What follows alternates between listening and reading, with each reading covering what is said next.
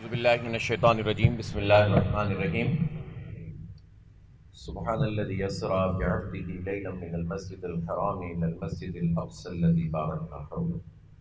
لنریہ من آیاتنا انہ هو السمیع البصیر۔ صدق اللہ العلی العظیم۔ محترم جناب نوید علی بیگ صاحب،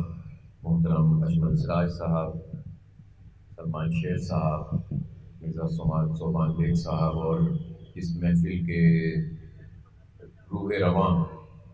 جناب نجیب ایوبی صاحب کہاں ہیں؟ اچھا، وہ مطلب اوائڈ کر رہے ہیں کہ ظاہر ہے کہ کثر نفسی ہے ان کا کہ آج اگر یہ پورا خوبصورت ایونٹ سجا ہوا ہے تو اس میں ان کا ایک بہت کی رول ہے، اور ہماری سوشل میڈیا ٹیم کے ساتھ مل کر انہوں نے جس طرح سے اس پورے کام کو انجام دیا ہے، اللہ تعالیٰ سب کو جزائے خیر عطا فرمائے۔ یہ جو 23 مئی کو شارع فیصل پر فلسطین مارچ منعقد ہوا، تو جس وقت غزہ میں اسرائیلی بمباری ہو رہی تھی تو پوری دنیا میں لوگ اسرائیل کے خلاف اٹھ کر کھڑے ہو رہے تھے اور جگہ جگہ احتجاج ہو رہا تھا، اور ان ممالک میں بھی ہو رہا تھا کہ جو مسلمان ملک ہیں، لیکن غیر مسلم ملکوں میں بھی، یورپ میں، امریکہ میں بھی لوگوں نے بڑی بڑی ریلیز نکالی۔ اس وقت ہم نے یہاں پر سوچا کہ ہمارے جو بچے وہاں شہید ہو رہے ہیں، ہمارے گھروں کو تباہ کیا جا رہا ہے، اور اسرائیل اپنے عزائم کو آگے بڑھاتا ہوا وہاں کی جو مزاحمتی تحریک ہے اس کو کچلنا چاہتا ہے، تو ہم لوگ کیا کر سکتے ہیں؟ تو پھر ہم نے یہ سوچا کہ ہم جو کر سکتے ہیں وہ یہ ہے کہ ہم آواز بلند کریں، احتجاج کریں اور فنڈنگ کا اہتمام کریں، اور اپنی اس آواز کو پوری دنیا کی آواز بنا دیں۔ ہم نے جب مشورہ کیا تو ہمارے ساتھیوں نے یہ بات کہی کہ ہمیں ایسا کرنا چاہیے کہ پوری دنیا میں جتنا احتجاج اس وقت کیا جا رہا ہے، جو ہم فلسطین مارچ کریں اسے دنیا کا سب سے بڑا مارچ ہونا چاہیے۔ اور اسی بات کو لے کر پھر ہم نے اس کیمپین کو شروع کیا، جو 3 سے 4 دن باقی تھے جب ہم نے یہ پروگرام جو ہے وہ طے کیا تھا، اور ان 3-4 دنوں میں جماعت اسلامی کے تمام دوستوں نے، ہماری بہنوں نے، بچوں نے بھرپور ایکٹیویٹی کی اور گراس روٹ لیول کے اوپر لوگوں سے رابطہ کیا، اور پھر اس کے بعد 23 مئی کو شدید گرمی کے باوجود بہت بڑی تعداد میں لوگ شارع فیصل پر پہنچنا شروع ہو گئے، اور اس میں بہت سارے لوگ اجتماعی طور پر انتظام کر کے آئے، بہت سارے لوگ فیملیز کے ساتھ آئے، انڈیویجولی آئے،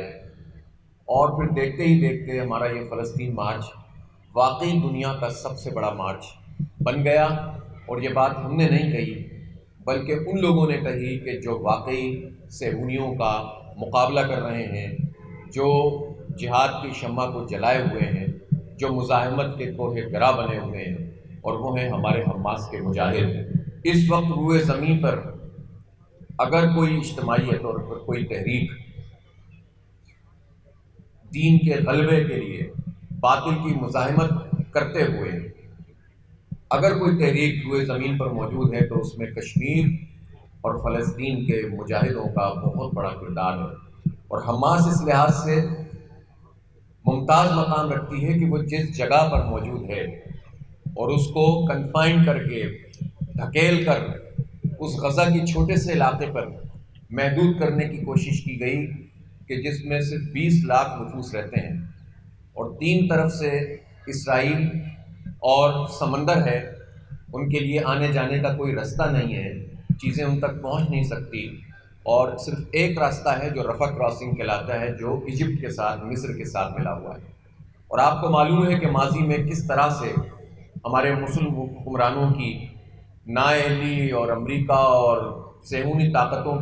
کے ساتھ مل کر انہوں نے جو کام کیا، اس میں وہ راستے بھی بند کر دیے گئے تھے۔ اس کے باوجود حماس نے مزاحمت کی۔ آپ اگر فلسطین کا نقشہ دیکھیں گے تو ایک طرف فلسطین اتھارٹی ہے، درمیان میں پورا اسرائیل جس کو ایک ناپاک وجود کے طور پر موجود ہے، اور پھر لیفٹ سائڈ پر آپ جائیں گے تو آپ کو غزہ نظر آئے گا۔ جو یروشلم ہے، جو بیت المقدس ہے، وہ فلسطین اتھارٹی کے ساتھ جو علاقہ لگا ہوا ہے اس میں موجود ہے، اور اس میں ایسٹرن اور ویسٹرن اس کا پارٹ ہے، اور یہاں پر جو ہے وہ صہیونیوں نے مسلمانوں کے اوپر حملہ کیا تھا بیت المقدس میں نماز پڑھتے ہوئے رمضان المبارک میں، اور بار بار وہ اس بات کی کوشش کرتے ہیں کہ کسی طرح مسجد اقصیٰ پہ اپنے قبضے کو نہ صرف یہ کہ یہ صہیونی برقرار رکھیں بلکہ وہ یہاں سے سب کو بے دخل کر دیں۔ تو جب وہاں یہ سارا کام ہونے لگا تو ہونا تو یہ چاہیے تھا کہ جو فلسطین اتھارٹی تھی، جس کو اقوام متحدہ میں بھی ایک حیثیت حاصل ہے، ان کو جو ہے وہ ریزسٹنس کرنی چاہیے تھی، تو انہوں نے اس طرح کی ریزسٹنس نہیں کی، ریزسٹنس کی تو حماس نے کی، اور انہوں نے اپنے جو بنے ہوئے راکٹ تھے اس ٹیکنالوجی کو استعمال کر کے جب اسرائیل کے اوپر پھینکا ہے، تو آج کے دور میں اگر ٹیکنالوجی کے جو سب سے بڑے طاقتور ترین لوگ ہو سکتے ہیں تو ان میں اسرائیل ایک طاقت ہے، 6-7 نمبر پر ہے۔ امریکہ کی پوری سپورٹ موجود ہے، ہر سال اس کو $3-4 بلین کی وہ اسلحہ فراہم کرتا ہے، اور اس سب کے باوجود جب اس حماس کے لوگوں نے اپنے راکٹ فائر کیے تو ان کا جو آئرن ڈوم تھا وہ اپنا کام کرنا ختم ہو گیا، اور ان کی ٹیکنالوجی جو ہے وہ منہ دیکھتی کی دیکھتی رہ گئی، اور ایمان نے اور ہمت نے اور عزم نے ان کو شکست سے دوچار کیا۔ اور آپ کو پتہ ہے جب صہیونی اور یہودی مرنے لگتے ہیں تو پھر وہ کہتے ہیں کہ ہمیں کسی طرح سے راستہ نکالو۔ ہمارے سینکڑوں بچوں کو انہوں نے شہید کیا، ہمارے گھروں کو جو ہے انہوں نے برباد کیا، لیکن مزاحمت کے نتیجے میں یہ ہوا کہ پوری دنیا کا مسئلہ بن گیا۔ اس لیے ہمارا یہ فرض بنتا ہے، ہمارے ایمان کا حصہ ہونا چاہیے کہ ہم اپنے بیت المقدس کی آزادی کے لیے اور حماس کے مجاہدوں کے ساتھ قدم سے قدم ملا کر جو ہے وہ جد و جہد کرنے کا عزم کریں۔ ہمارا المیہ یہ ہے کہ ہم وہاں جا نہیں سکتے اس لیے کہ ہمارے راستے میں جغرافیہ حائل ہو چکے ہیں۔ ہمارے بچے لڑنا چاہتے ہیں صہیونیوں سے، کشمیر میں لڑنا چاہتے ہیں، لیکن ہمارے راستے میں ہمارے حکمران حائل ہو جاتے ہیں جو یہ کہتے ہیں کہ ابھی یہ مسئلہ ہو جائے گا، ابھی وہ مسئلہ ہو جائے گا، امریکہ ناراض ہو جائے گا، انڈیا ناراض ہو جائے گا، اور اس کے نتیجے میں ہم لوگ جگہ جگہ جو ہے وہ ہمیں برباد کیا جا رہا ہے۔ لیکن ہمارا عزم یہ ہے کہ ہم نے دیکھا ہے، دنیا کی تاریخ کو دیکھا ہے کہ کبھی بھی جھک کر اور باطل قوتوں کے قدموں میں لیٹ کر کبھی کسی کو حریت اور آزادی نہیں ملی ہے۔ آزادی کا ایک راستہ ہے، وہ مزاحمت کا راستہ ہے، وہ جد و جہد کا راستہ ہے۔ اس لیے آج ہم حماس کے مجاہدوں کے ساتھ، ان کی مزاحمت کے ساتھ نہ صرف یہ کہ شانہ بشانہ حصہ لینے کا عزم رکھتے ہیں، بلکہ اپنی جگہ پر رہتے ہوئے ہم سے جو ہو سکتا ہے ہم کرنے کے لیے تیار ہیں۔ تو یہ فلسطین مارچ نے یہ میسج دیا پوری دنیا کو، اور سب سے زیادہ حوصلہ حماس کے مجاہدوں کا بڑھا۔ پوری دنیا کے جو مسلمان فلسطین سے اور قبلہ اول سے تعلق رکھتے تھے ان کا حوصلہ ہوا، اور خود غزہ سے اور فلسطین سے اور پوری دنیا میں موجود جو ہمارے فلسطینی بھائی بہنیں ہیں، انہوں نے ہمارے اس فلسطین مارچ کو اپنے سوشل میڈیا کے ذریعے سے اور جو میڈیا ان کو اویلیبل تھا اس کے ذریعے سے آگے بڑھایا۔ انٹرنیشنل میڈیا نے بھی اس کو کور کیا، اور یہ دنیا کا ایک سب سے بڑا جو ہے وہ ایونٹ بن گیا، جس کو خود حماس کے لوگوں نے کہا کہ یہ دی بگ ہے، اور سب سے زیادہ جو ہے وہ بڑا پروٹیسٹ جو ہے یہاں پر ہوا ہے۔ پھر ظاہر ہے کہ صرف پروٹیسٹ کرنے کے لیے ہم نے یہ کام نہیں کیا تھا، اس سلسلے کو آگے بڑھاتے ہوئے کہ جذبے مان نہ پڑیں، بلکہ یہ تو ایک طویل جنگ ہے جو ہمیں لڑنی ہے۔ جب تک مسجد اقصیٰ آزاد نہیں ہوتی، قبلہ اول بیت المقدس جہاں پر ہمارے نبی پاک صلی اللہ علیہ وآلہ وسلم نے انبیاء کی امامت فرمائی تھی، وہ جب تک صہیونیوں کے قبضے میں ہے ہماری یہ جد و جہد جاری ہے۔ لہٰذا ہم نے آج ان سارے بچوں کو انوائٹ کیا کہ جن بچوں نے اس پروگرام کے لیے کوئی نہ کوئی آئیڈیا بنایا تھا، رجسٹریشن شروع کی گئی، اور میرا خیال ہے کہ یہ ہزاروں کی تعداد میں لوگوں نے اس میں پارٹیسپیٹ کیا ہے۔ اور آج یہ جو شاپارے نظر آ رہے ہیں، اجمل بھائی آپ دیکھ رہے ہوں گے کہ جذبہ جو ہے وہ تخلیق کو کس قدر آگے بڑھا دیتا ہے۔ تخلیق جو ہے وہ کسی جو ہے وہ فن کا نام نہیں ہے، یہ اندر سے کوئی جذبہ ہوتا ہے کہ جو کسی نہ کسی قالب کے اندر ڈھل جاتا ہے۔ تو ہم یہ سمجھتے ہیں کہ یہ وہ رائٹ ڈائریکشن ہے کہ جس میں ہم مزاحمتی تحریکوں کے دست بازو بن سکتے ہیں، اور اپنے بچوں کو اس ٹریک پہ ڈال سکتے ہیں کہ دنیا میں ٹیکنالوجی کو اور میڈیا کو اور ان تمام ذرائع ابلاغ کو لوگ شیطانی طاقتوں کے غلبے کے لیے استعمال کر رہے ہیں۔ اور ابھی بھی صورتحال یہ ہے کہ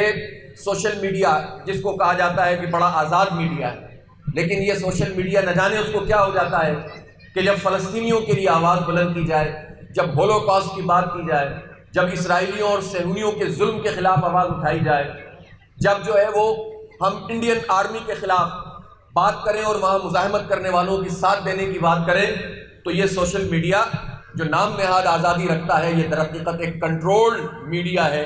جو انٹرنیشنلی صہیونیوں کے قبضے میں ہے، اور اسی فیس بک کو جو بڑی حریت کا پیغام دیتا ہے، اس کو فلسطینیوں کی حمایت پسند نہیں آتی اور ہم جیسے لوگوں کے پیجز کو یہ بلاک کرنا شروع کر دیتا ہے۔ اور ہم اس چیلنج کو بھی قبول کرتے ہیں کہ ہم ان کو ان کے میدان میں بھی شکست دیں گے، اور ہم انشاءاللہ وہ پیرلل میڈیا بنیں گے جس کو وہ کنٹرول نہیں کر سکتے۔ انہوں نے تو لاک ڈاؤن کیا تھا کشمیر میں، انہوں نے تو سارے میڈیا پہ پابندی لگائی تھی، وہاں تو سگنل نہیں آتے تھے، لیکن کشمیریوں کی مزاحمت تو ختم نہیں کر سکے۔ فلسطینیوں کے تو سارے راستے بند کر دیے، ان کا جذبہ جہاد تو وہ سرد نہیں کر سکے۔ تو جب وہ ان لوگوں کو جو نہتے ہیں ان کو نہیں روک سکتے، تو وہ ہمارے کاموں کو اور ہمارے جذبوں کو کیسے روک سکتے ہیں؟ جب تک یہ بچے موجود ہیں، جب تک ہماری مائیں بہنیں موجود ہیں، جب تک یہ جوان موجود ہیں، یہ جذبے موجود ہیں، کوئی زکربرگ اور کوئی فیس بک اور کوئی صہیونی میڈیا اور کوئی اسرائیلی فنڈڈ میڈیا جو انٹرنیشنل لیول پر اس وقت موجود ہے، ہمیں اس مزاحمت سے نہیں روک سکتا، اور انشاءاللہ ہم اپنی جد و جہد کو جاری رکھیں گے۔ اس لیے میرے بھائیوں اور دوستوں، یہ لمبا کام ہے، اور اس میں اس کام کا ایک حصہ یہ ہے کہ یہ سب ہمارے ساتھ کیوں ہو رہا ہے؟ یہ سب ہمارے ساتھ اس لیے ہو رہا ہے کہ بدقسمتی سے 150-200 کروڑ مسلمان اس دنیا میں جہاں رہتے ہیں، وہاں جو مسلم حکمران طبقہ ہے، طبقہ ایک حاکم نہیں بلکہ ایک طبقہ ہے جس نے ہم پر تسلط قائم کیا ہوا ہے، وہ ہماری تمناؤں کا خون کرتا ہے، وہ ہماری مرضی کے مطابق کام نہیں کرتا بلکہ وہ اپنے آقاؤں کو دیکھتا ہے۔ جب تک یہ ہمارے سسٹم کے اوپر یہ طبقہ موجود ہے جو ان کے مفادات کا تحفظ کر رہا ہے، تو ہم اپنے بھائیوں کی اس طرح مدد نہیں کر سکتے جس طرح کرنی چاہیے۔ تو اپنی اپنی زمینوں کو بھی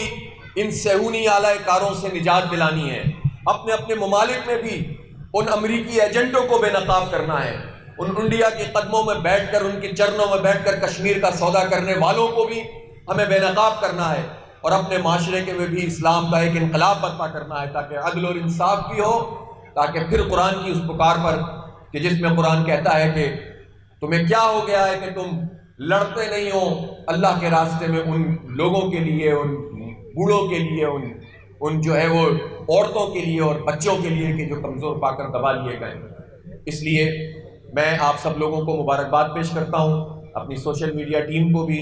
ہماری نجیب بھائی کی پبلک ایڈ کمیٹی کی ٹیم بھی، اور آپ جو والدین اپنے بچوں کے ساتھ آئے ہیں، یہ بچے ہمارا مستقبل ہیں، یہ ہمارا روشن مستقبل ہے۔ انشاءاللہ ان بچوں کی صلاحیتوں کو آگے بڑھانے کے لیے اس طرح کی چیزوں کو جاری رکھا جائے گا، اور جو فنڈ جامعہ نعمان کے بچوں نے یہاں پیش کیا ہے، میرا خیال یہ ہے کہ ہمارے جتنے گھرانے ہیں اور جتنے مسلمان گھرانے ہیں، ان کا کوئی بچہ جس کو سمجھا دیا گیا ہو